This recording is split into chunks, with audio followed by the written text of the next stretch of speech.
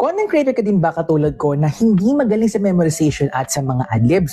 Well, ang kailangan mo ay isang teleprompter para focus ka sa paggawa ng mga video at nakatingin ka parate sa inyong camera. Pero sa dami ng options sa market, ang habol ko ay yung compact, madaling ligpitin, pero reliable naman. Well, itong LensGo TC7 teleprompter na po ang para po sa inyo. So sa box niya, may kasama po siyang phone holder at Bluetooth controller. Phone only lang po itong model lang sa akin, pero meron naman po siyang camera plus phone version nito na may makikita kayo at may kasama siyang camera screws para idikit po nyo yung teleprompter doon po sa inyong mga cameras. Pero since na phone only lang nga po ito, sobrang dali lang i-setup. Ilagay mo lang yung phone holder sa likod, screw mo lang, then ilagay mo na yung phone na gagamitin mo doon sa holder, then pagkatapos ka na, ilagay mo na yung mismong tripod mo, then kaya ng sabi doon sa box, set up in 1 second lang at boom!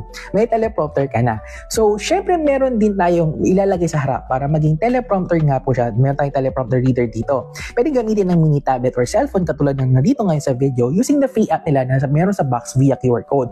You can use the Bluetooth controller, then voila! You can start recording na. So kung gusto mong i-level up ang iyong content creation level ng mga 5 times talaga, then itong LensGo TC7 teleprompter na ang best buddy po ninyo. Click mo na yung product link sa video po na ito.